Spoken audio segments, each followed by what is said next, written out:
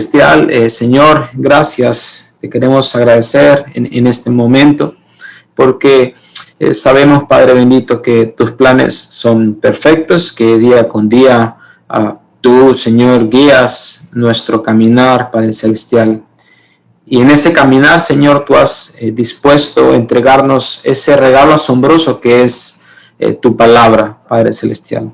Gracias a Dios, agradecemos porque a través de la Biblia nosotros logramos encontrar, Señor, las indicaciones, las guías y las direcciones, Padre Celestial, que necesitamos darle a nuestra vida. Gracias porque a través de tu palabra, que es la palabra, Señor, escrita, podemos conocerte más a ti, conocer más a Jesucristo, Señor, conocer más, Padre Celestial, el propósito de nuestras vidas. Agradecemos y alabamos tu bendita palabra, Señor, pero también alabamos y glorificamos tu santo nombre, Señor. Gracias, Dios, porque solo un Dios todopoderoso como tú, Señor, puede tener un plan perfecto que engloba a toda la humanidad, Padre Celestial, pero que también nos revela a través de su palabra, Señor, los preceptos que necesitamos cuidar. Ayúdanos, Señor, a poder siempre poder destinar tiempo en nuestro diario vivir para aprender más de ti, porque tu palabra, Señor, es lumbrera, es lámpara a nuestros pies, y sobre ella, Señor, necesitamos conocerte más, Padre Celestial. Te alabamos y te glorificamos en el nombre de Jesús. Amén. Y vamos a tener una sección de cantos, hermanos, agradeciéndole al Señor por la palabra de Dios, y vamos a cantar ese canto que se titula Tu palabra.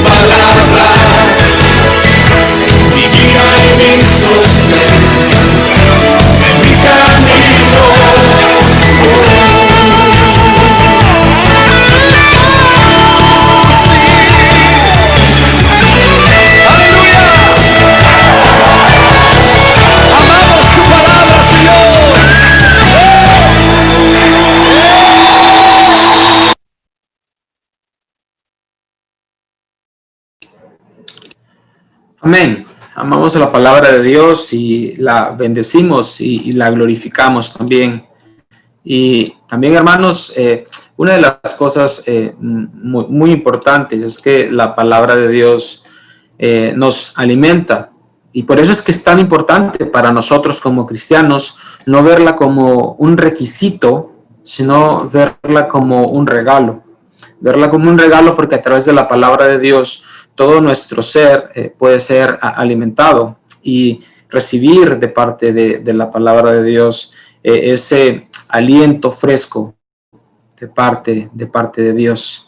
Y sobre eso vamos a escuchar el siguiente canto que habla acerca de también lo que la palabra de Dios puede producir en nuestras vidas.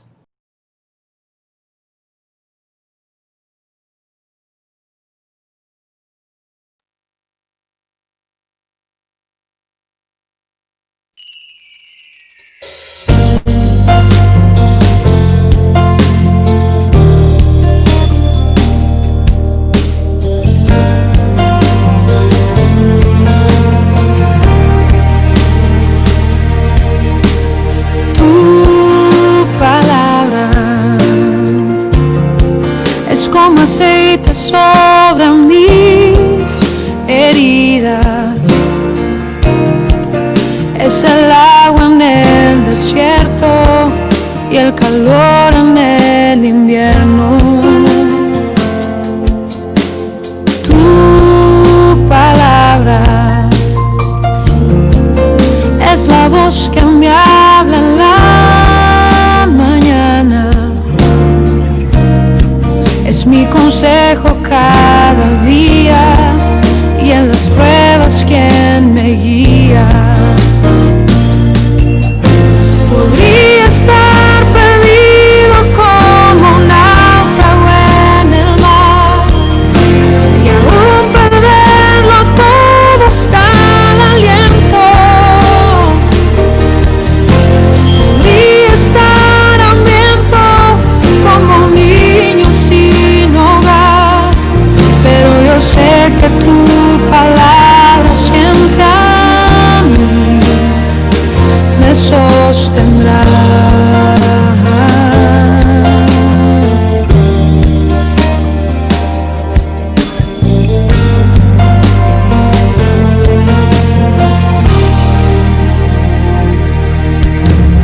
Tu palabra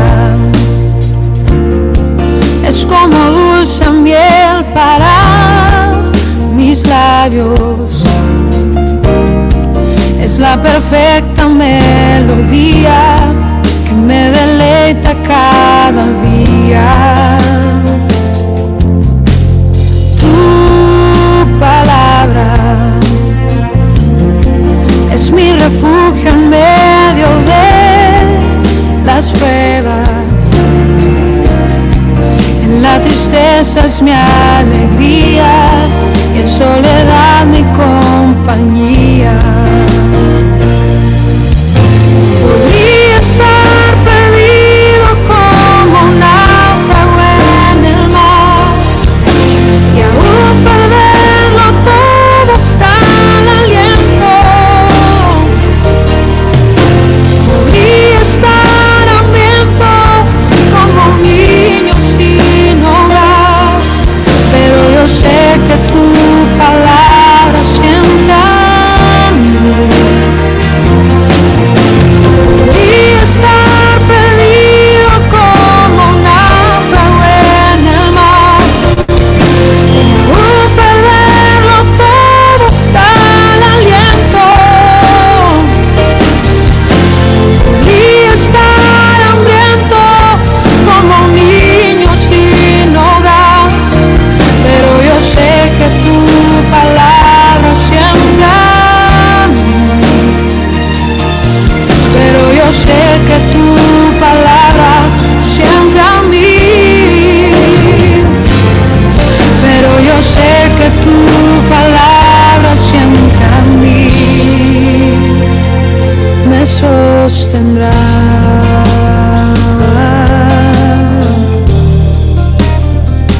Tu palabra, Señor,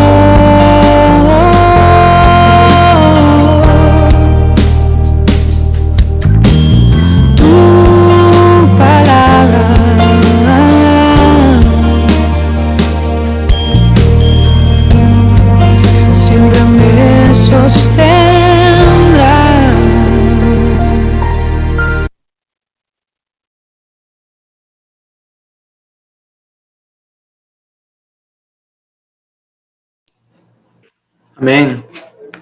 Alabamos y damos gracias a Dios por su palabra, porque es a través de ella que Dios habla a nuestras vidas. Y eso es real, hermanos. No podemos dudar de la veracidad, ni tampoco podemos dudar de la pertinencia, pero tampoco podemos dudar de la importancia de la palabra de Dios en nuestras vidas.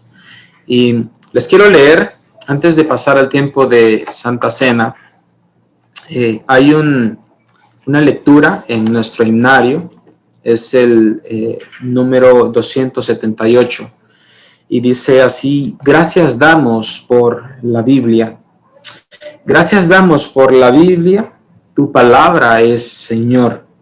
Inspiraste al salmista y al santo historiador, el profeta y el apóstol desde la antigüedad. Por tu espíritu guiados, nos legaron tu verdad. Gracias damos por la Biblia y por esa multitud de escribas abnegados que con gran exactitud, a través de muchos siglos, aún en gran persecución, cada letra preservaron para nuestra bendición. Gracias damos por la Biblia y por cada traductor, que la ha hecho entendible al oyente y al lector, y por los que la publican, y el ejército mundial, que trabaja esparciendo tu palabra eternal. Gracias damos por la Biblia, tu palabra es Señor. La tenemos al alcance, tu mensaje de amor.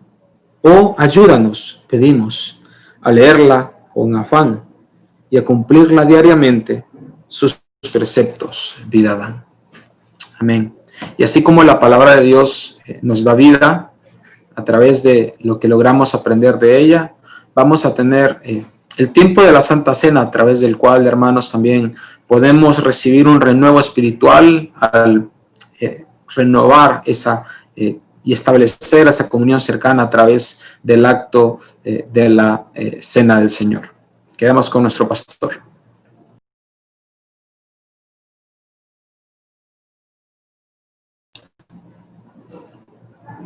Su micrófono, pastor.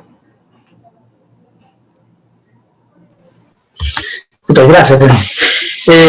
Dios le bendiga a cada uno de ustedes, a todos los que están en Facebook y también nos ven en el Rey TV. Gracias a Dios porque estamos una vez más aquí celebrando la escuela dominical, y este domingo pues doble celebración, ¿verdad? Estamos celebrando lo que es la palabra de Dios, el Día Nacional de la Biblia, aquí en Honduras, el último domingo del mes de septiembre.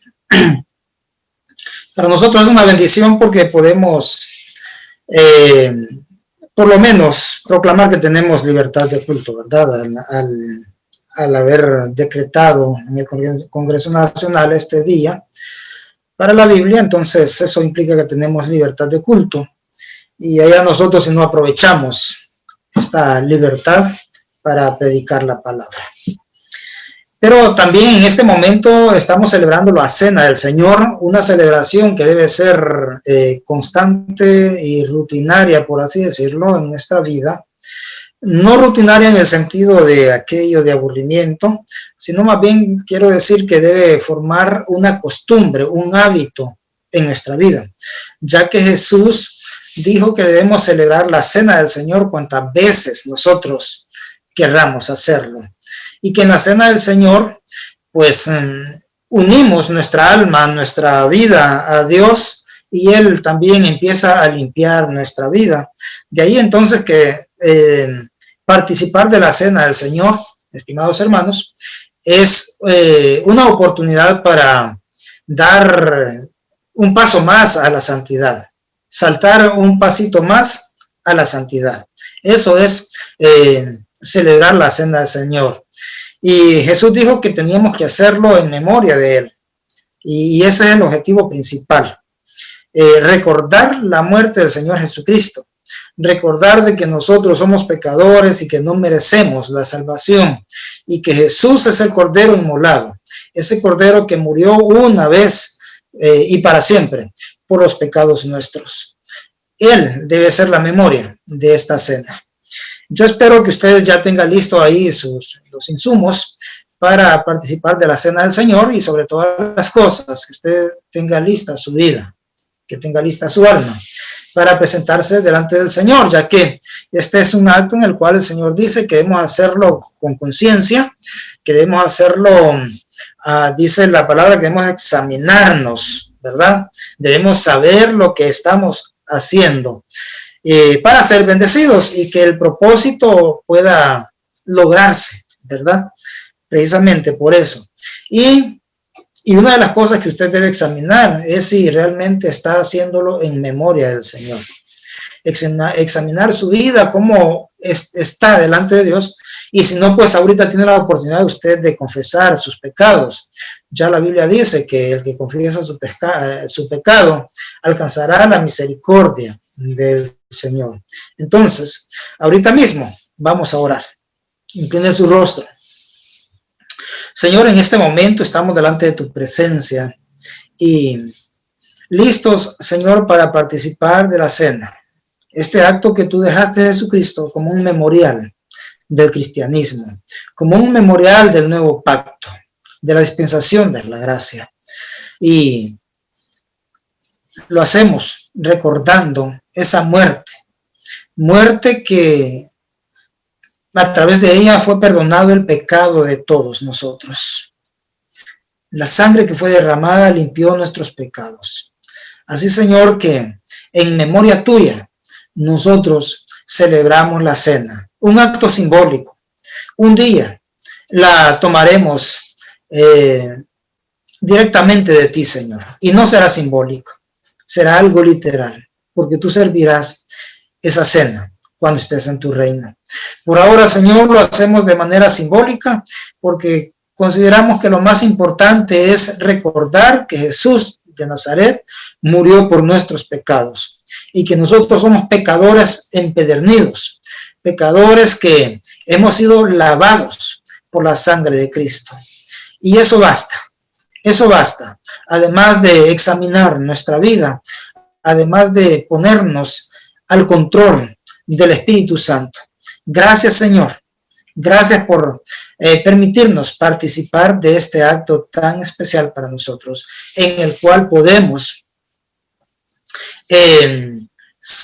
honrar el nombre de Jesús, honrar la muerte de Jesús, y también podemos dar testimonio de que Jesús vive por siempre y para siempre. Gracias, Señor. Gracias. Amén. Amén. Pues dice el apóstol Pablo en la revelación que él recibió del Señor Jesucristo mientras iba camino a Damasco a perseguir a los hermanos. El Señor se le apareció en el camino, y en ese acto, en esa visión que él recibió, cuando el Señor se le presentó literalmente, dice que él recibió esta revelación, que el Señor le habló y que aún también él participó de la cena del Señor en ese acto, en ese encuentro que tuvo con el Señor. Entonces vamos a usar las palabras del apóstol Pablo para poder guiarnos a la cena del Señor. Y usted tiene ahí su pan en mano, y dice que el apóstol Pablo, que el Señor Jesús, la noche que fue entregado, tomó pan y habiendo dado gracias, lo partió y dijo: tomad, comed, esto es mi cuerpo que por vosotros es partido. Haced esto en memoria de mí.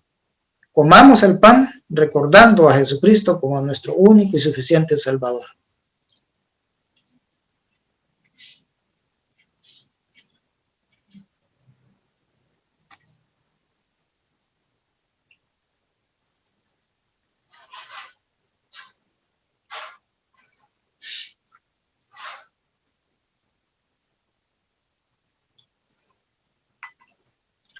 Asimismo tomó también la copa, después de haber cenado, diciendo: esta copa es el nuevo pacto en mi sangre. Haced esto las veces que la bebiereis en memoria de mí. Jesucristo derramó su sangre, hermanos, por nuestros pecados. Tomemos el vino en memoria de esa sangre que limpió nuestros pecados.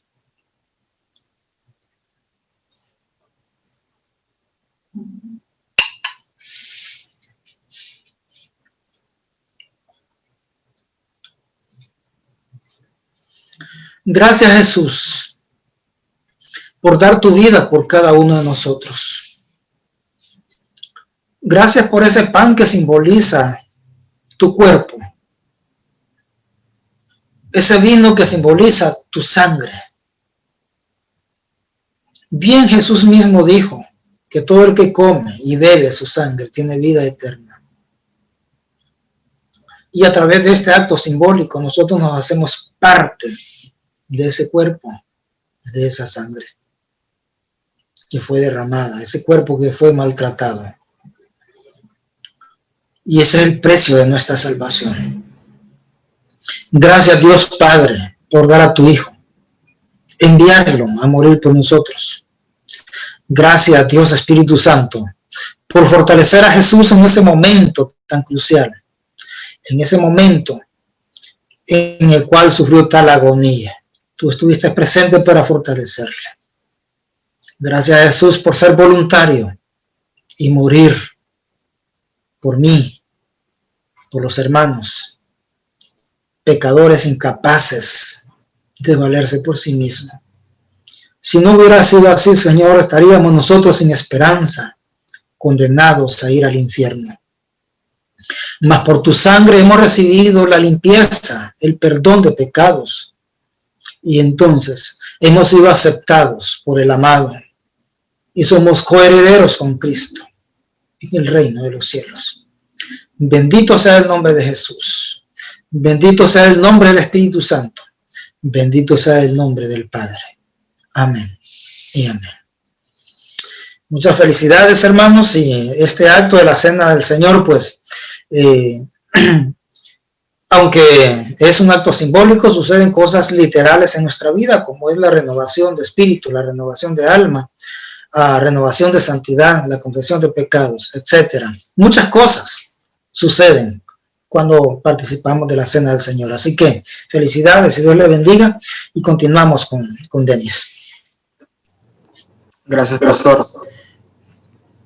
Y hermanos, ahora mismo vamos a estar ya entrando al tiempo de la reflexión, y el día de hoy se va a estar tocando un tema que se titula Faro de Vida Eterna, y es que hemos estado hablando sobre eso, ¿no? Sobre la guía que por un lado recibimos de parte de Dios a través de su palabra, y también muy importante todo lo que nosotros como cristianos necesitamos caminar en este diario vivir. Y sobre eso, hermanos, vamos a cantar una canción que habla justo de esas sendas que Dios a través de múltiples formas es capaz de hacer en nuestras vidas. Así que yo le animo a que prepare desde ya su corazón para que pueda recibir de la palabra de Dios, y creyendo en que Dios hará sendas y que Dios será ese faro para nuestra vida que nos llevará hacia ese puerto seguro, hacia ese puerto de salvación.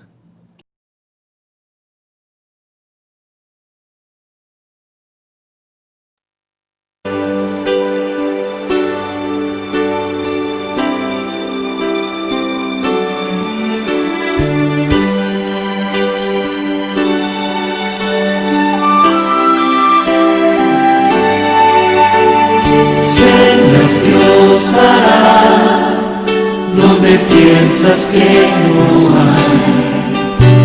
Él obra en maneras que no podemos entender.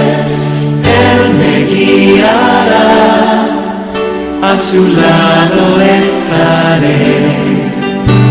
Amor y fuerza me dará, un camino hará donde no lo hay. Sendas Dios hará donde piensas que no hay. Él obra en maneras que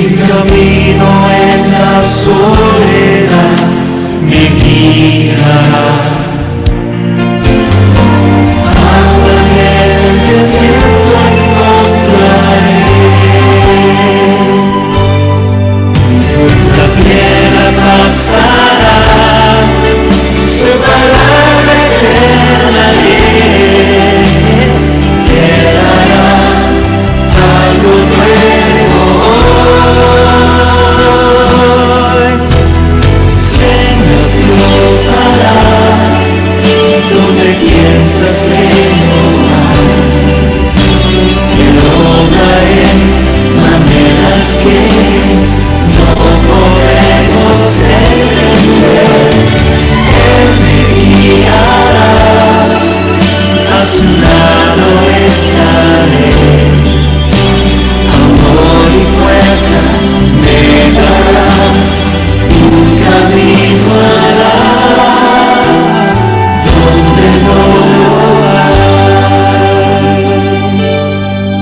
Si camino en la soledad, me guiará. Agua en el desierto encontraré. La tierra pasará, su palabra eterna es. Él dará algo nuevo hoy. Siembras Dios hará, donde piensas que no hay. Él obra en maneras que no podemos entender. Él me guiará, a su lado estaré. Amor y fuerza me dará, un camino hará donde no lo hay. Amor y fuerza me dará, un camino hará donde no lo hay.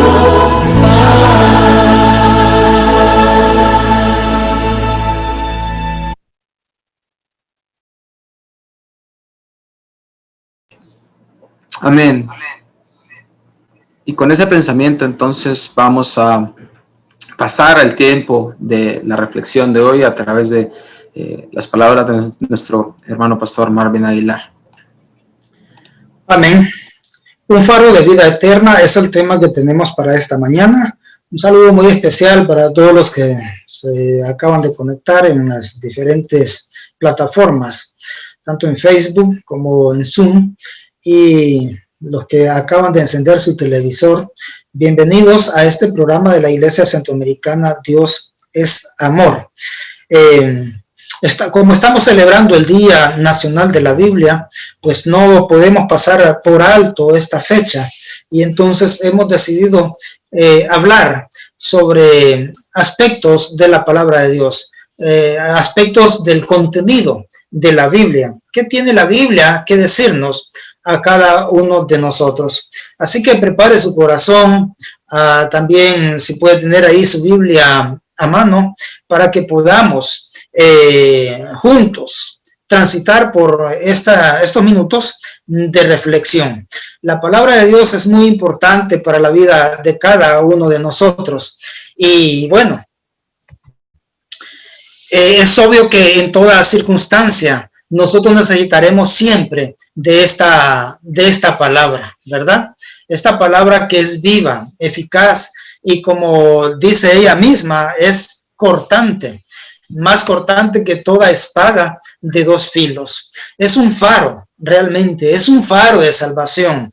Usted recuerda lo que dice el libro de los Salmos, allá en el capítulo 119, en el versículo 105. Lámpara es a mis pies tu palabra y lumbrera a mi camino. Porque la palabra de Dios es esa lámpara, es ese faro que ilumina, que nos guía, que nos conduce a Dios, nos conduce al camino correcto, nos conduce a la salvación. Por eso hemos llamado el tema de esta mañana faro de vida eterna o faro de salvación, porque es precisamente eso lo que es la Biblia. La Biblia es un faro para nuestra vida. Pero ¿qué es un faro? Un faro es una torre muy alta que se ubica normalmente en las costas, en el puerto, en un puerto. Y este faro entonces tiene una luz muy brillante, muy potente. Y la función del faro es guiar a las embarcaciones o a los navegantes al puerto. Esa es la función del faro, que el navegante pueda ver de muy larga distancia dónde está el puerto y entonces pueda llegar con seguridad. Eso es el faro. Estimados amigos, el faro no es el puerto. El faro solo guía al navegante al puerto. La Biblia no es la salvación. La Biblia no nos da la salvación, pero la Biblia nos conduce, nos guía al que da la salvación, al que da la vida eterna. Eso es la función de la Biblia, conducirnos al que da la salvación. Y precisamente entonces nos dice San Juan 5:39 al 40, en la versión Dios habla hoy: ustedes estudian las Escrituras con mucho cuidado, porque esperan encontrar en ellas la vida eterna. Sin embargo, aunque las Escrituras dan testimonio de mí, ustedes no quieren venir a mí para tener esa vida. Miren, estas son palabras de Jesús a los fariseos. Está discutiendo con ellos sobre la veracidad de Jesucristo mismo. Entonces, ellos se declaran como personas estudiosas de la Biblia y Jesús les reconoce esto y dice: ustedes estudian las Escrituras, la meditan, la escudriñan y lo hacen con mucho cuidado. Y lo hacen porque saben que ellas hablan de mí. Saben que la Biblia es la que les conduce a la vida eterna. Saben que la Biblia, es decir, para los fariseos y los escribas, la Biblia eran los escritos de los profetas y los escritos de Moisés. Todo ese compendio de libros, de 39 libros, incluyendo también los salmos, todo eso para los judíos era la palabra de Dios, la palabra inerrable, la palabra absoluta de Dios. Entonces, dicen ellos, debemos estudiar la Biblia porque aquí ahí está el consejo de Dios. Aquí está el camino. La Biblia nos guía al camino correcto, al camino de la paz, al camino al de Dios, ¿verdad? Eso es la Biblia para ellos. Pero Jesús les reclama y dice: ustedes estudian, pero es un reclamo así como quien dice: estudian y para nada, leen y para nada, porque aunque dicen que escudriñan, es como que no están escudriñando. ¿Sabe por qué? Porque los fariseos se acercaban a la Biblia como acercarse de repente, sin esa conciencia de lo que realmente era la Biblia. No se acercaban, es decir, se acercaban a la palabra de Dios para obtener conocimiento, pero no tanto para recibir esa enseñanza del Señor, no tanto con la intención de que Dios les podía hablar a través de la Biblia, porque dice: ustedes leen, estudian y estudian, y miren, las Escrituras hablan de mí y no lo saben. Se acercan a ellas y no quieren ustedes saber nada de mí. Ellas son las que dan testimonio de mí. Sin embargo, ustedes no quieren venir a mí, porque en otras palabras, aparentemente ellos no creían lo que leían. Dice este versículo: ellas dan testimonio de mí. Jesucristo. Ellas son las que hablan de mí. ¿Y quién es Jesucristo, estimados hermanos? ¿Quién es Jesús? Pues Jesucristo es Dios encarnado, Dios transformado en hombre, que vino a este mundo para morir por cada ser humano, dar su vida como un pago por el pecado de todos nosotros. Su muerte es el precio de nuestra salvación. Ese es Jesucristo. El apóstol Pedro lo calificó como el Hijo del Dios viviente. Ese es Jesús. Así dijo el apóstol Pedro. El profeta Isaías lo califica como el misionero de Dios, o el siervo de Dios, el siervo sufriente, que vino a este mundo a cumplir una misión de Dios. Y entonces Jesucristo mismo hace referencia a una profecía del profeta Isaías, y él con sus propias palabras o sus propios labios leyó esta profecía de Isaías, y dice así: el Espíritu del Señor está sobre mí, del Señor está sobre mí, por tanto me ha ungido para dar buenas nuevas a los pobres. Me ha enviado, mire, aquí está la misión, me ha enviado para sanar a los quebrantados de corazón, a pregonar libertad a los cautivos y vista a los ciegos y poner en libertad a los oprimidos. Esa es una misión y ese Jesús es un misionero aquí en la tierra, un misionero que aún sigue su misión. La misión de salvar al mundo es de Dios, es de Jesucristo, no es suya, no es mía. Sin embargo, Él nos está utilizando a nosotros para cumplir su misión. Nosotros, como hijos suyos, como colaboradores y como siervos suyos, debemos unirnos a esta misión. Y Él espera que nosotros hagamos esto. Por eso le llamamos la gran comisión, ¿verdad? Porque Él nos delegó esta tarea que es de Él. Pero ahora Él habla a través de nosotros. Él camina a través de nosotros. Él vive en nosotros. Y a Él, el mundo lo ve en nosotros. Él es un misionero. Así lo vio el profeta Isaías. Ahora bien, estimados hermanos, ¿cuál es el objetivo de la Biblia? Veo al leer la Biblia a lo largo y ancho de la Biblia, yo observo dos grandes objetivos. Podría haber otros objetivos, pero a manera genérica, yo veo estos dos grandes objetivos en la palabra de Dios. El primero es guiar al hombre a Dios, conducir al hombre a Dios para que el hombre conozca y establezca una relación personal con Dios. Conducir. Por eso hablamos de que la Biblia es ese faro de salvación, ese faro de vida eterna, es esa luz que se ve allá lejos y que no permite que la persona se pierda. Usted puede buscar a Dios yendo a la Biblia. Usted puede encontrar a Dios yendo a la Biblia. Si usted se encuentra perdido en este mundo que no sabe qué hacer, vaya a la Biblia. Allí está el faro. Vaya, siga esa luz. Y esa luz le va a conducir al que tiene la vida eterna para usted. Y el segundo objetivo o propósito general de la Biblia es conducir al hombre a la libertad en Cristo, que al final como que viene siendo lo mismo, ¿no? Buscar conducirnos a Dios y conducirnos a esa libertad en Cristo. Pero con este segundo propósito lo que quiero decir es que si usted se encuentra esclavizado, si usted se encuentra atado a los vicios, se encuentra atado a cualquier adicción, a cualquier vicio dañino para el alma, para el espíritu y aún para la sociedad, para su familia, usted puede encontrar la libertad en Cristo. ¿Y cómo encuentra la libertad en Cristo? Siguiendo esa luz, siguiendo la Biblia, siguiendo el consejo de la palabra de Dios. Solamente tiene que alzar sus ojos y ver el faro. Y ahí está la luz donde le dice, aquí hay libertad. Y esa libertad está en Cristo. Conducirnos a la libertad en Cristo. Y este Cristo murió por cada uno de nosotros.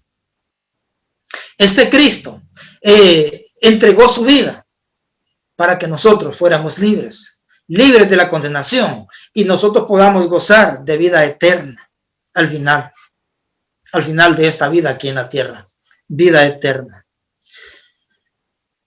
¿Qué dice la Biblia acerca de la salvación? Lo que le estoy hablando. ¿Qué dice la Biblia? ¿Cómo la Biblia aborda el tema de la salvación para el ser humano?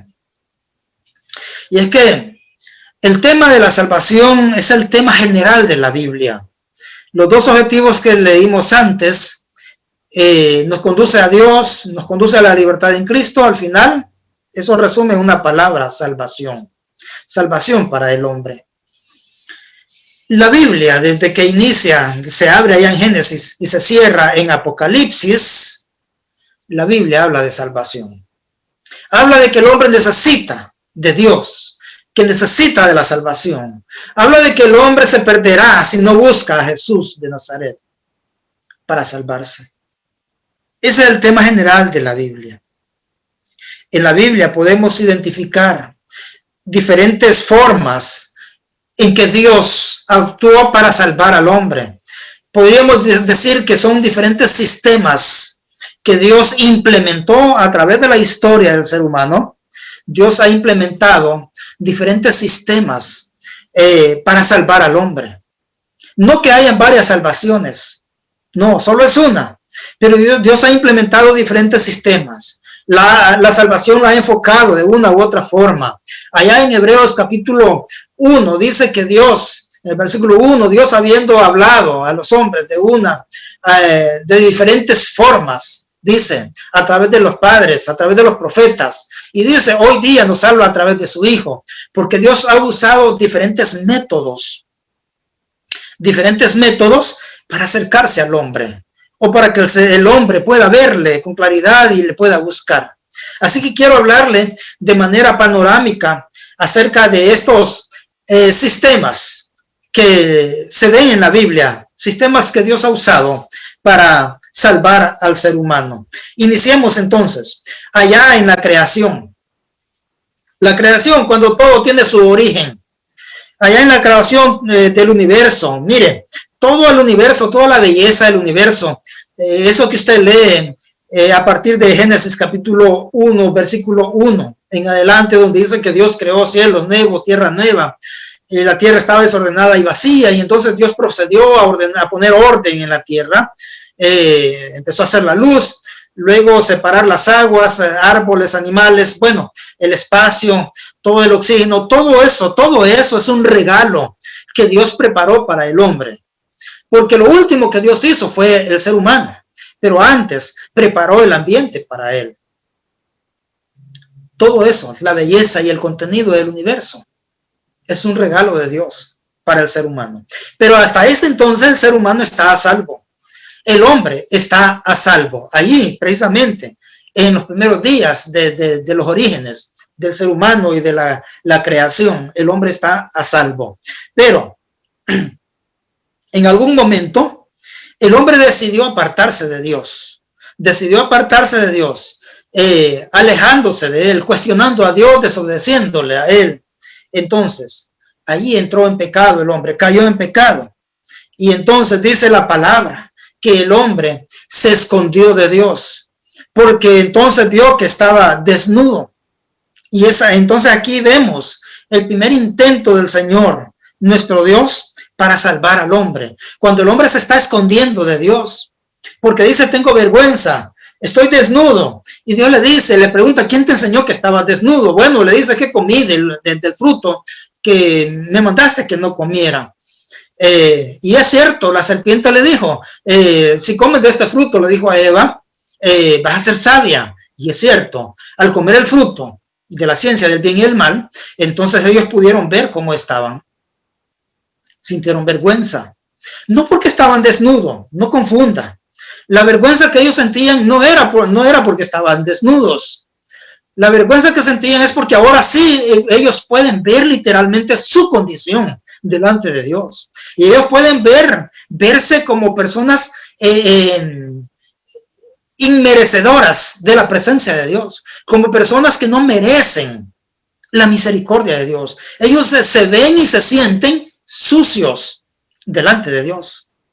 Y por eso se esconden y dicen, tenemos vergüenza. Estamos desnudos o estamos al desnudo. Ahora conocemos, sabemos en qué condición nos encontramos. Y estamos en una condición que da lástima, una condición sucia, indigna delante de Dios. Así se miraban ellos y por eso se escondieron. Entonces, ¿qué pasa ahí?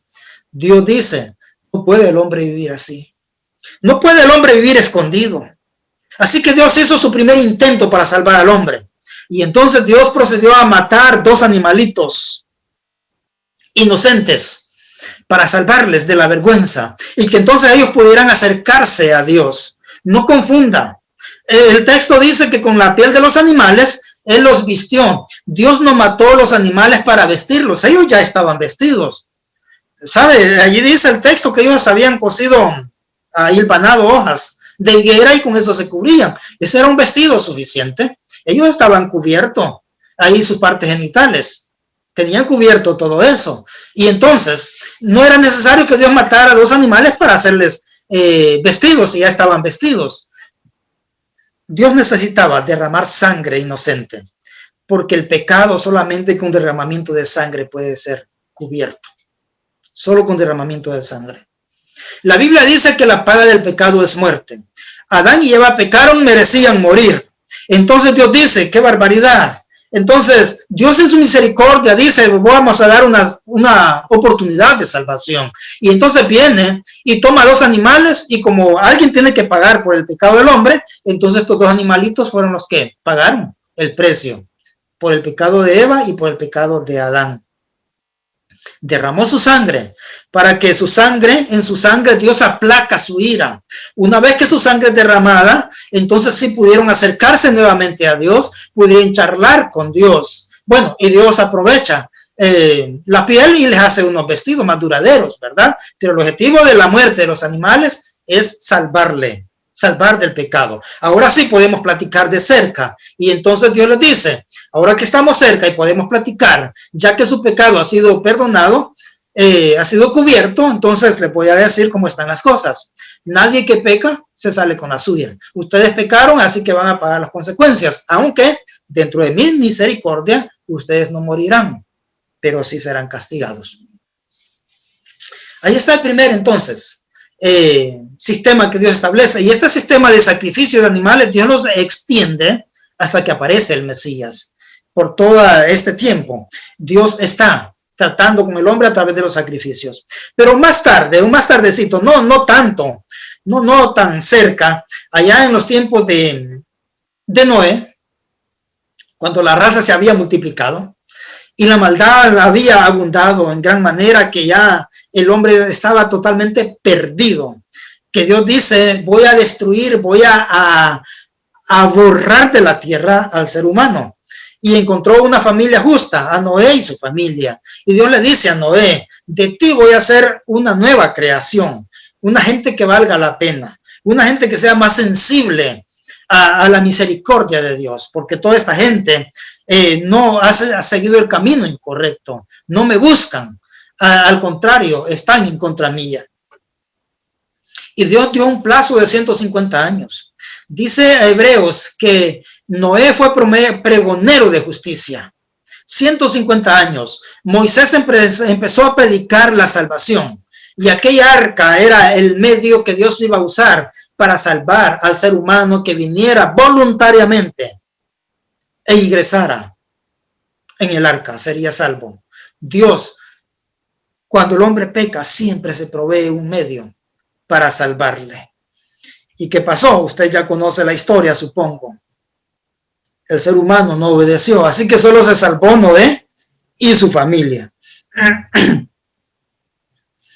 Y es que, estimados hermanos, la salvación siempre ha sido un gesto de la misericordia de Dios. Siempre ha sido un gesto de la gracia de Dios. La salvación nunca de los nunca la ha merecido el ser humano.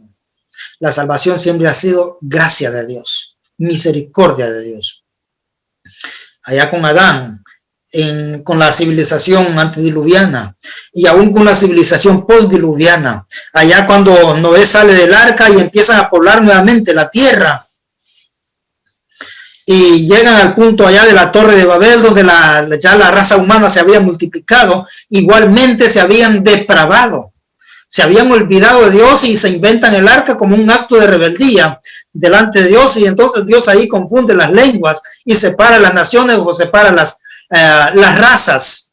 De una de estas razas más adelante, Dios vio a un hombre no creyente, un hombre idólatra, un hombre pagano, un hombre que vivía ahí, siguiendo la voluntad de su carne. Este hombre se llamaba Abraham. Y Dios llama a Abraham. Dios lo llama como lo llamó a usted y como me llamó a mí. Nos llamó estando en el pecado. Una vez que venimos a Él, entonces nuestra vida empezó a ser regenerada, empezó a ser cambiada. Dios entonces vio en Abraham, en el corazón de Abraham, un terreno fértil para cultivar la fe. Y de ahí Dios estaría empezando un nuevo plan, un nuevo sistema para salvar al ser humano. Y lo llama y le dice, si tú me crees, si tú me sirves, yo voy a hacer de ti una nación grande. Y de esta nación saldría el Mesías, que es Jesucristo. Pero voy a hacer una nación, de tu lomo saldrá una nación. Y de esta nación entonces esta nación, para que sea una nación modelo para el mundo, una nación que proclame mi nombre, una nación en la que el mundo vea a Dios obrar, una nación con una ética alta, una moral alta, una moral y una ética diferente a las éticas comunes o de las sociedades comunes, una sociedad, una nación que proclame el nombre del verdadero Dios. Eso será tu nación, eso será tu descendencia. Y Dios lleva a cabo ese plan. Allá en los tiempos de Moisés, cuando Moisés liberó al pueblo de Israel, la descendencia de Abraham, Dios los lleva al monte Sinaí y ahí Dios les dice, aquí les voy a dar mandamientos. Y es lo que nosotros conocemos como el tiempo de la ley. Estimados hermanos, la ley, aunque nosotros decimos ya no está en función y algunos se atrevan a decir la ley no sirve, para salvar no sirve, pero la ley fue en su momento un sistema de salvación como lo fue el arca de Noé.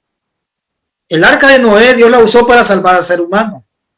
La ley la usó para salvar al ser humano. Pero Dios ha venido renovando sus sistemas.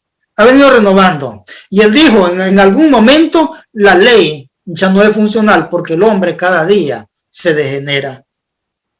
Dios entonces dio a Moisés los 10 mandamientos. Estos mandamientos le ayudarían a la nación de Israel a vivir una vida correcta aquí en la tierra.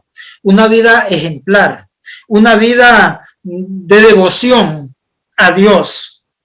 Por ejemplo, le dice, debes guardar el sábado o el día de reposo. Debes honrar a tus padres. No adorarás ídolos, solamente adorarás al Señor tu Dios. No cometerás adulterio, no robarás, no mentirás, no adulterarás, no hablarás falso testimonio, etc. Son 10 mandamientos. 10 mandamientos. Y Dios estableció normas de conducta. Dios estableció normas hasta para el homicida. Dios estableció normas para las personas que guardaban correctamente la ley. Y dice, o más bien empieza diciendo que quien no cumpla la ley será castigado severamente, pero el que la guarde será bendecido con toda abundancia. Eso es la ley. Esa es la salvación en la ley. La gente podía vivir, o la ley fue dada para que la gente viviera una vida propia, una vida ordenada y correcta aquí en la tierra.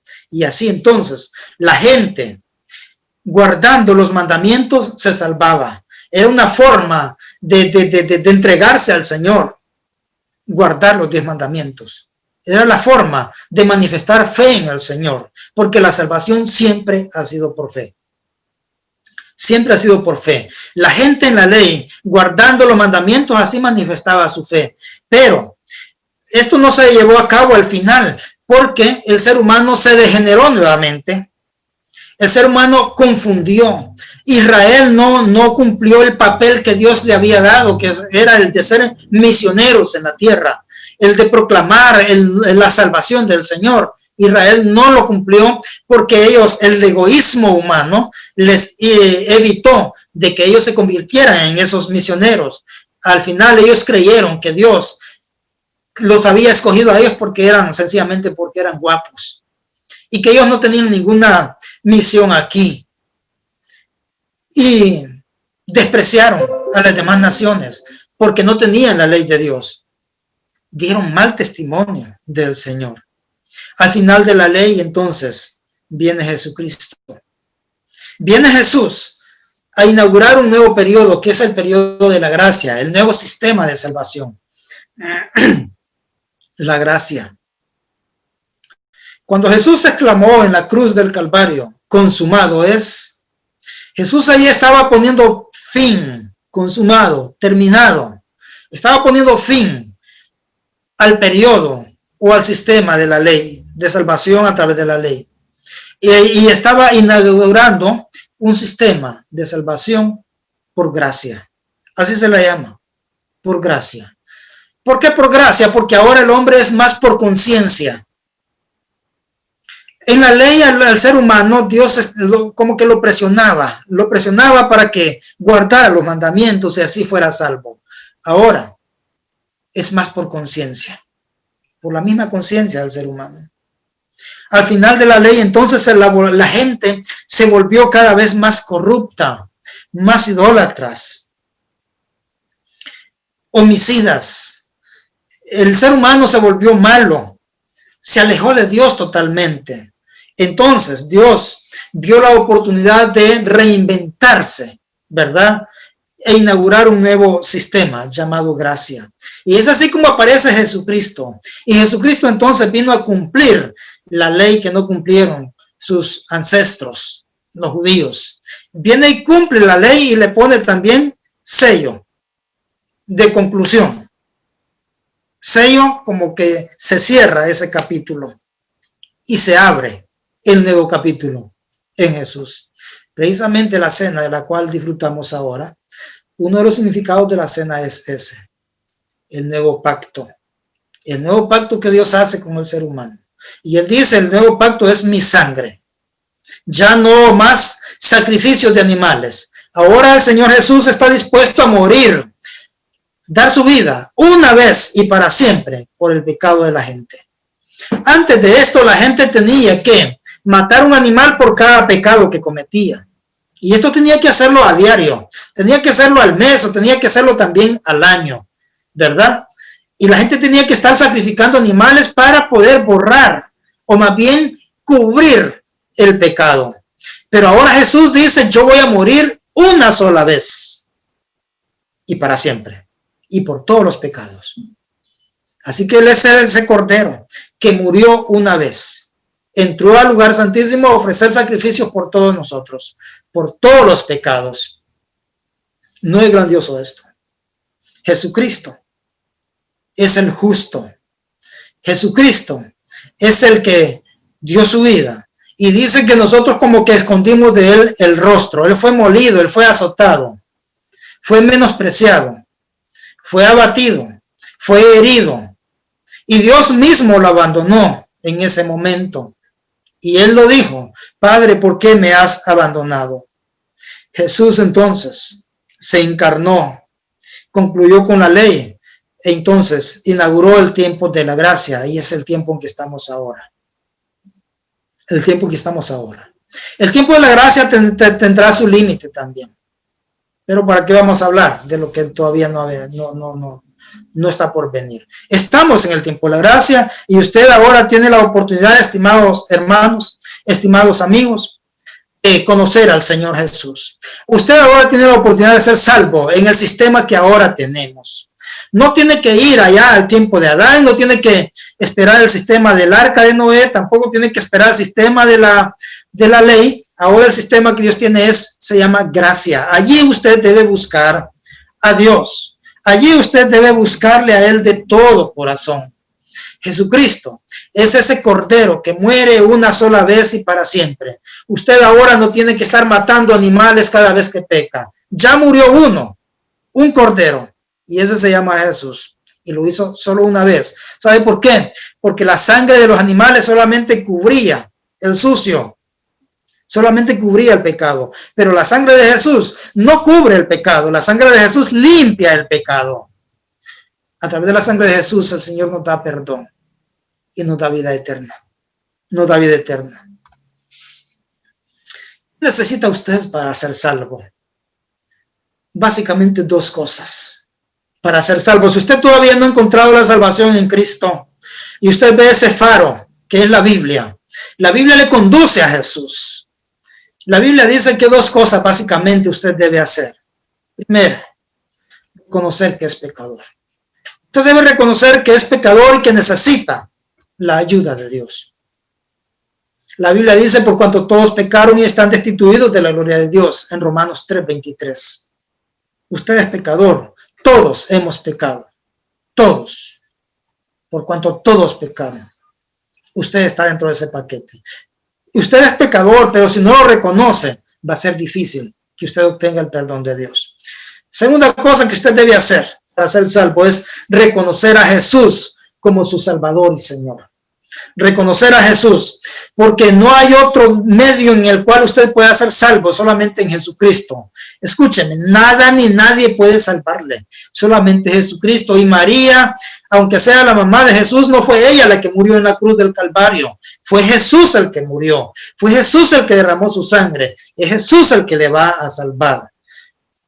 No es la mamá, no es el hermano de Jesús, es Jesús, es Jesús. Dice San Juan 5:24, de cierto os digo, el que oye mi palabra, dice Jesús, y crea el que me envió, tiene vida eterna y no vendrá a condenación. ¿Por qué habla de condenación? Porque la paga del pecado es muerte. O sea que cuando la persona peca está condenada a morir. Y dice, si crees en mí, dice Jesús, no hay condenación para ti. No habrá condenación.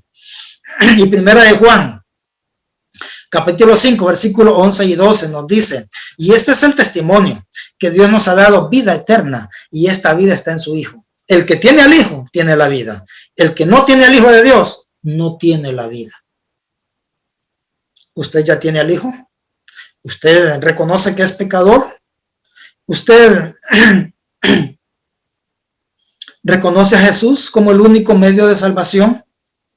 Él le perdona cualquier pecado, no importa quién es usted, ni cómo es, ni cuánto ha hecho. Él le perdona inmediatamente que usted reconozca y pida su perdón. Él lo hace. ¿Le gustaría orar conmigo en este momento si usted quiere recibir a Jesús en su corazón? O si usted quisiera reconciliarse con el Señor, repita estas palabras conmigo. Señor Jesús, estoy delante de ti, reconozco quién soy y me siento avergonzado como Adán y Eva, porque me veo como un pecador y me siento avergonzado, me siento indigno delante de ti. Confieso mi pecado. Perdóname, Señor. Te acepto, te reconozco como mi único y suficiente Salvador. Creo en el poder de la sangre de Jesús para limpiar mi pecado. Creo que Jesús es el único medio para recibir el perdón y la salvación. Gracias por salvarme. Gracias por morir por mí. Gracias por perdonarme. Amén y amén. Ok, usted hizo esta oración. Usted es salvo. Usted no necesita hacer nada más para ser salvo que estas dos cosas: reconocer quién es usted y reconocer quién es Jesús. Que Jesús puede salvarle. Por la fe, usted obtiene la salvación.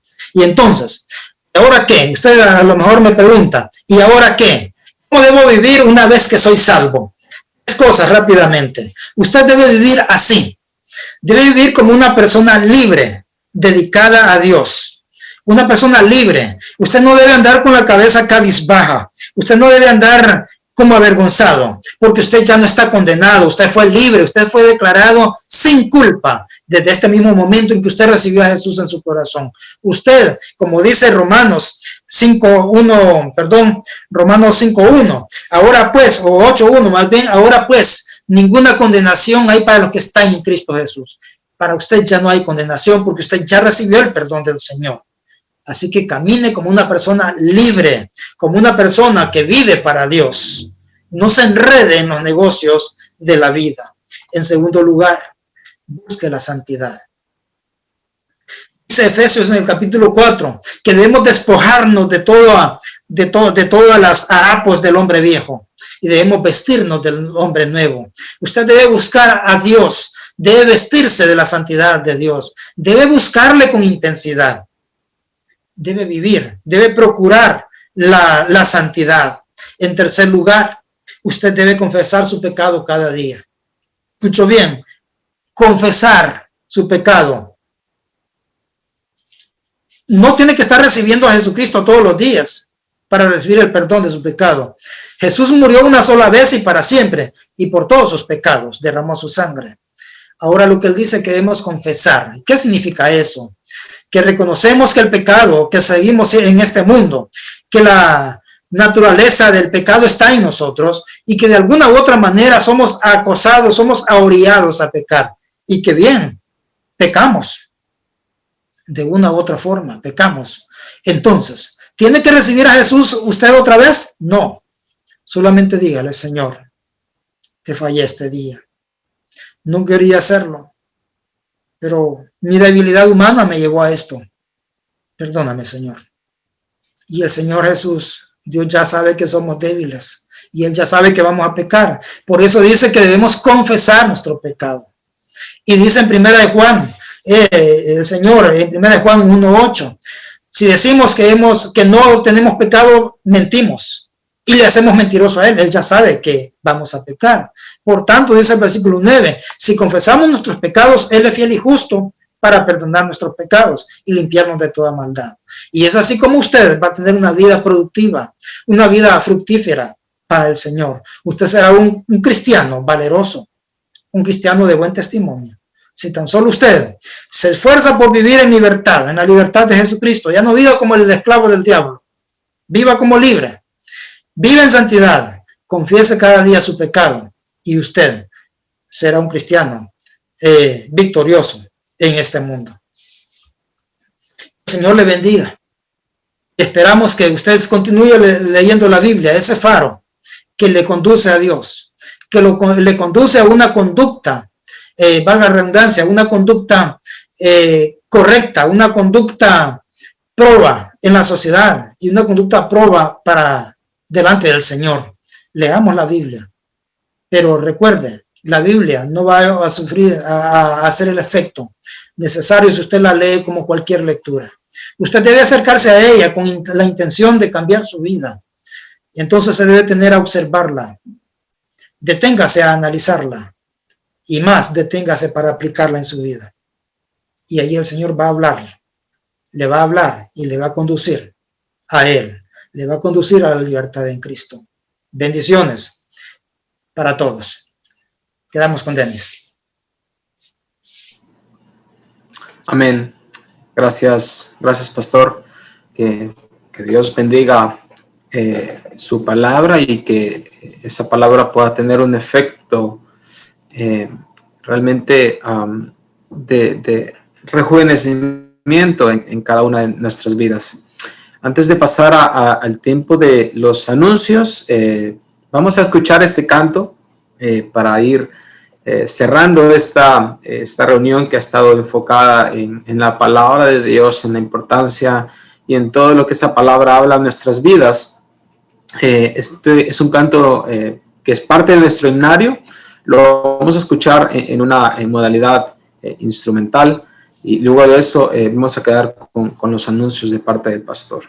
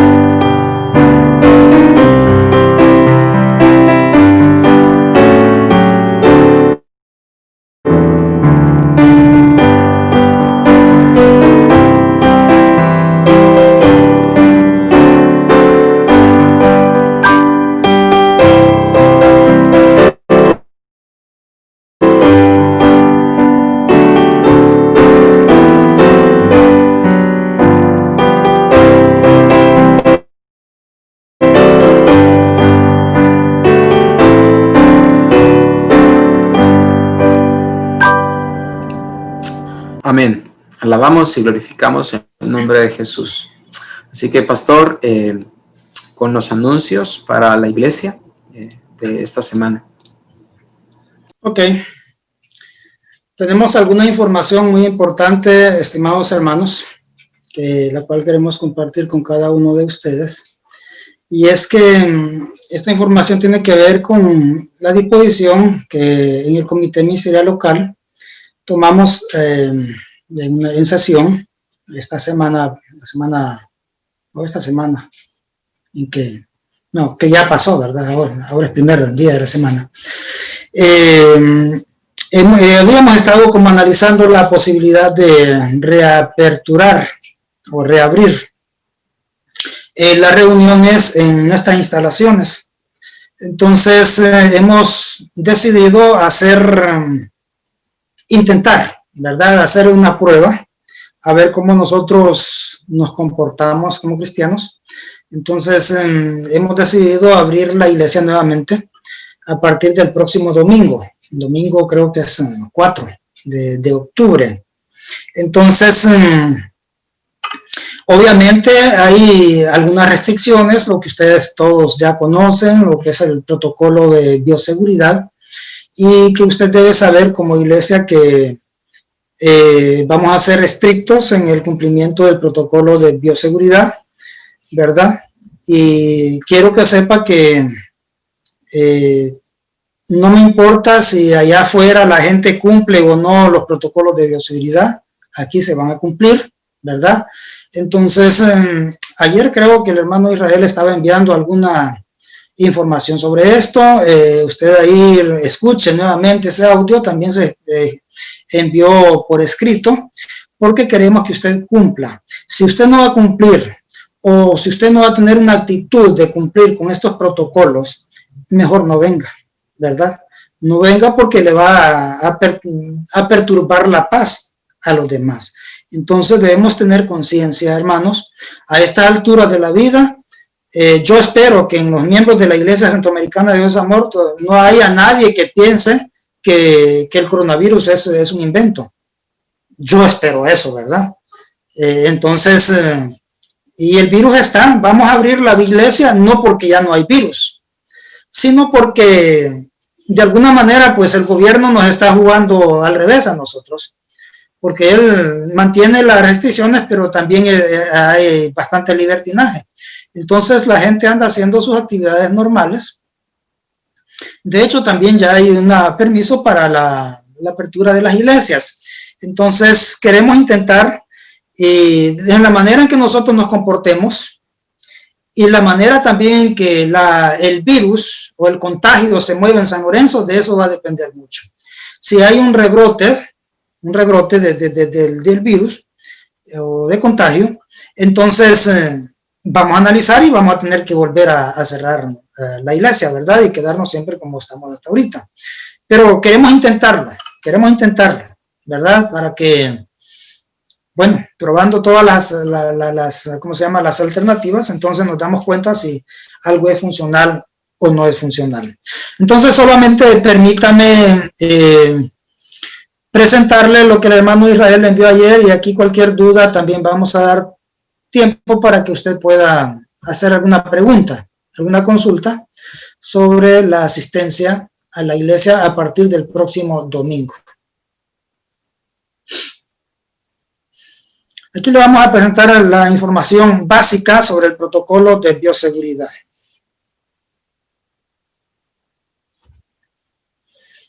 El protocolo de bioseguridad, Iglesia Dios es Amor. Disposiciones, algunas disposiciones que determinaron en sesión. Tenemos 5. Primera es abrir las instalaciones de la iglesia para celebrar escuela dominical a partir del 4 de octubre. Esa es una de las disposiciones que, como ya le dije, está condicionado a la forma en que nosotros, a la responsabilidad nuestra como iglesia y de la forma en que también la pandemia o el virus se esté moviendo en nuestra ciudad. Otra disposición es que habrá 2 celebraciones, una a las 9 de la mañana y otra a las 5 de la tarde, ¿verdad? 2 celebraciones. Y estas celebraciones no es para que usted decida venir a la que usted quiera, a la que le conviene más. Ya está determinado, ya está determinada las zonas y el horario en que usted va a asistir. Y en esto, si usted me dice que es una imposición, pues le aclaro, más bien le confirmo que sí. Aquí no hay opción, hermanos, así tiene que ser, a menos que sean casos, ¿verdad?, especiales y extremos. Pero por lo contrario, queremos siempre guardar el orden que usted acepte estas disposiciones. Número 3, la zona este va a asistir por la mañana y la zona oeste va a asistir por la mañana a las 9 de la mañana y la zona este va a asistir por la tarde, es decir, 5 de la tarde. Ya le voy a explicar cuáles son las zonas. Será un devocional general, hermanos, oído. Será devocional general, es decir, no habrá clases para niños ni para jóvenes. O sea, la división de clases que tradicionalmente hacemos no habrá. Será un devocional general relativamente corto, ¿verdad? Entonces, usted puede traer a los padres pueden traer a sus hijos, pero usted se va a hacer responsable de ellos, de guardar el control de los niños. El niño tendrá que estar con usted, ¿verdad? No va a haber clases para niños. Y ahí usted decide si trae a su niño o no, ¿verdad? Nosotros vamos a asegurar aquí todas las medidas de bioseguridad. Y usted se va a hacer responsable de tener de la mano a su niño ahí. Más adelante vamos a aclarar esto. Los cultos de los martes y cualquier otra reunión se hará por plataforma Zoom. Es decir, culto de jóvenes, culto del martes, sesiones de concilio, cultos de célula, cualquier otra reunión, hermanos, será por Zoom. El domingo en la mañana solo será para un devocional general, ¿verdad? Discipulados, si se puede, pues será por Zoom también. Todo tipo de reunión, sesiones o reuniones devocionales por Zoom, excepto el domingo, que será el devocional general, el devocional dominical. Entonces, aquí están las zonas, hermanos. La zona oeste, como le dije, vendrá a las 9 de la mañana y la zona este a las 5 de la tarde. Esta línea azul es la carretera. Usted se ubica allá por la cabaña o se ubica ahí por el Banco de Occidente en Plaza Marina, ¿sí? O si quiere ir más adelantito a la cabaña. Y entonces usted se viene por esa calle y esta es la calle principal de San Lorenzo, la calle enfrente de la Iglesia Católica. Luego pasamos ahí enfrente de la Copa Dorada, enfrente del Banco Atlántida. Pasamos ahí frente a Agrolíbano y llegamos al parquecito. De ahí doblamos salida hacia Nacaome, ¿verdad? Y entonces, en el centro, en la ciudad, la calle principal de San Lorenzo, esta calle del Banco de Occidente y Banco Atlántida es la calle que va a dividir el oeste con el este. Cuando llegamos al bulevar, el bulevar será el que divida la zona este con la oeste. Es decir, si usted se encuentra al lado izquierdo, si usted se para en Plaza Marina, ahí en la calle de Plaza Marina, y si usted se encuentra al lado izquierdo, usted es la zona oeste, y al lado derecho de la calle es zona este. Luego usted se para mirando hacia Nacaome en el bulevar, la zona derecha es este, sigue siendo este, y la zona izquierda sigue siendo oeste. El bulevar divide las zonas. Vamos a ver, aquí está más ampliado. Entonces, aquí está la calle principal de San Lorenzo, la calle que va de Agrolíbano, que empieza en el parque y va a salir al parquecito. Y luego tomamos el bulevar y allá llegar a la rotonda del Coyolito, que ahí tenemos al último miembro, que ahí vive Daneida, ¿verdad? Y luego toda la zona que está al lado izquierdo, hermanos, es la zona oeste. La zona de la derecha es zona este. Estoy hablando aquí lo que es el centro, gracias a Dios, Brisas del Mar, allá en el bulevar La Morazán, ¿verdad? Toda la colonia Morazán, ahí que es donde tenemos miembros. Al lado izquierdo está la Buenavista, ahí se ubica también el Caimito, el comercio, allá la invasión, ¿verdad? Toda la zona oeste le toca venir en la mañana y la zona este por la tarde. Ahora bien, ¿cuál es el protocolo de bioseguridad? Aquí está. Antes de la reunión, es decir, cuando usted entra o llega al portón de la iglesia, ahí va a haber un equipo de servidores o ujieres para darle instrucciones. Entonces, antes de la reunión, de que entre a la reunión, usted dice ahí, siga las instrucciones de los ujieres. Eso es lo que primero que tiene que hacer, seguir las instrucciones de los ujieres. En segundo lugar, no salude con abrazo, usted ya lo sabe, no debe saludar con abrazo, con la mano o con beso. Usted ya sabe esto, solamente queremos que al estar aquí en la iglesia también usted lo siga cumpliendo. Desinfecte sus zapatos, ahí va a haber un pediluvio para que usted desinfecte sus zapatos, como lo hace cuando va a cualquier lugar, a cualquier centro comercial o bancos. Y en cuarto lugar, sea puntual. Sea puntual porque para que usted tome asiento y de repente los asientos se pueden agotar porque también hay un límite de asientos, ¿verdad? Y para que aproveche el devocional completo. Eso es antes de la reunión. Durante la reunión del culto, ¿qué va a hacer? Durante la reunión, perdón, aquí antes de la reunión también, use adecuadamente su mascarilla. Es decir, usted debe venir con su mascarilla. Si no tiene mascarilla, pues de alguna manera aquí le vamos a proporcionar, pero a la iglesia usted debe entrar con mascarilla. Y usted ya debe venir con su mascarilla puesta. Antes de la reunión también permita el control de su temperatura corporal. Ahí van a estar los ujieres tomándole la temperatura. Y usted no tiene que, ¿cómo se llama? Es decir, usted tiene que colaborar en esto, hermano, porque es un protocolo de bioseguridad, porque de repente la iglesia puede tener la supervisión del SINAGER y queremos que nos vean cumpliendo con todas las normas. Antes de la reunión también usted debe aplicar gel a base de alcohol. Igual, ahí se le va a estar sirviendo el gel para que usted desinfecte sus manos. Hágalo, hermano, no importa si usted lo hizo en su casa, como dijo,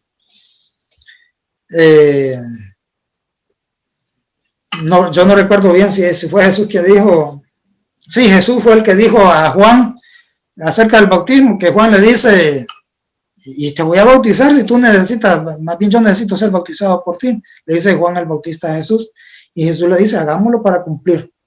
Entonces, si usted viene con sus manos desinfectadas, aplíquese el gel acá, hágalo para cumplir la norma. Durante la reunión, hermanos, mientras estemos en el culto, usted debe mantener una distancia prudente de 1,5 metros o 2 metros. Bueno, las sillas ya van a estar ordenadas ahí, por lo menos de 1,5 metros de distancia. Debe mantener esa distancia, no debe desacomodar la silla, no debe desubicarla, ¿verdad? Debe mantener siempre esa distancia una vez que esté en la reunión. Durante la reunión usted debe permanecer con su mascarilla puesta. No debe quitársela para cantar, ni para orar, ni mucho menos para tosar, ¿verdad? Para estornudar, mucho menos. Entonces, la mascarilla debe estar permanente en la reunión. Durante la reunión, usted permanezca en su asiento, hermano. Esta es una medida que se ha dado a las iglesias. No se permite que las personas cambien de lugar. Debe permanecer en su asiento. Porque por aquello de que si usted anda contagiada su ropa, por decir algo, del COVID-19, entonces usted dice, me voy a ir allá. Entonces ya son 2 asientos los que usted va a contagiar. Y alguien más se va a venir a sentar al asiento que usted contagió. Entonces usted debe permanecer en su asiento, ¿verdad? los niños deben permanecer con sus padres, y en esto queremos que usted colabore. Si usted no podría, si usted dice, yo no voy a poder tener a mi hijo o a mi hija allí sentado cerca de mí, entonces déjelo bajo 7 candados en su casa y se viene usted. Pero no puede usted exponer a sus hijos, porque el único que puede cuidar a sus hijos es usted. Si usted lo va a cuidar, venga a la iglesia o traiga a su hijo. De lo contrario, no lo traiga, ¿verdad? No lo traiga. Y así usted va a colaborar con nosotros, nos va a evitar esta penosa situación de pedirle de que no traiga a sus niños, ¿verdad? Entonces usted debe ser capaz de mantener a sus hijos ahí. Hermanos, aunque las sillas van a estar a 1,5 metros de distancia, si usted viene con su familia, es decir, viene con su esposa, a sus hijos, usted no hay problema si usted junta las sillas, y eso me gustaría, por ejemplo, con los niños, que lo tenga cerquita ahí, porque bueno, usted está en familia, ¿verdad? Entonces usted puede pegar la silla junto a usted para tenerlo más cerca al niño, y así puede controlarlo mejor. Los padres deben conducir a sus hijos a los baños. Si acaso su niño, que son los que más usan los baños, necesita ir al baño, su papá o su mamá o cualquier adulto encargado del niño debe llevar al niño al baño. El niño no debe andar fuera de la iglesia sin la supervisión de un adulto. Y debe ser para eso que va a salir el niño. No deben andar niños fuera jugando ni paseando. Así que los niños deben estar en el devocional junto a sus papás. Yo espero ser bien explícito, haber sido bien explícito en esto, hermano. De todas maneras, si hay alguna pregunta al final, me la hacen. Después del culto, hermanos, y una vez que cierra, que se hace la oración de cierre y está la despedida, ¿qué va a hacer usted? No salude con la mano, no salude con abrazos, ni salude con besos. Salude de larguito, así, mire. Salude de larguito. Así es el saludo ahora. Más, después del culto, evite la aglomeración. Es decir, en las puertas, espere que salga uno por uno, ¿verdad? No se olvide que en la aglomeración está el contagio. Entonces, vamos saliendo uno por uno, siempre guardando la distancia, ¿verdad? Y no entretenernos a platicar en los pasillos. No se va a poder, hermanos. No se va a poder. Lo que hacíamos antes ya no se va a poder. Y si usted antes no lo hacía, pues desaprovechó la oportunidad de hacerlo. Porque antes, bueno, hay gente que salía corriendo para su casa y ahora a lo mejor va a querer quedarse un ratito platicando. Y ahora sí no se puede. Después de la reunión, use gel antibacterial. Siempre aplíquese gel por cualquier cosa, ¿verdad? Así va con sus manos desinfectadas a su casa. Después de la reunión, continúe el uso de la mascarilla hasta llegar a su casa, ¿verdad? Y número 5, continúe guardando las medidas de bioseguridad, aún está en la calle y aún estando en su casa. Aquí están, hermanos, las medidas de bioseguridad. No sé si hay alguna consulta sobre esto que hemos hablado.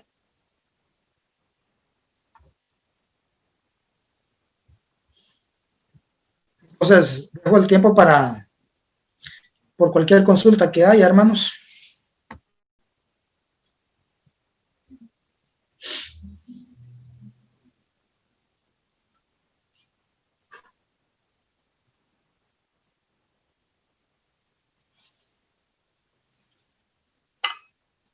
El próximo domingo no habrá escuela dominical por Zoom.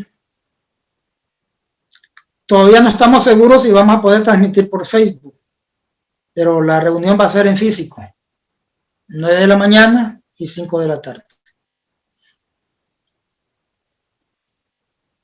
Ok, si no hay preguntas. Hermano, bendiciones. Amén, hermano. Yo estoy como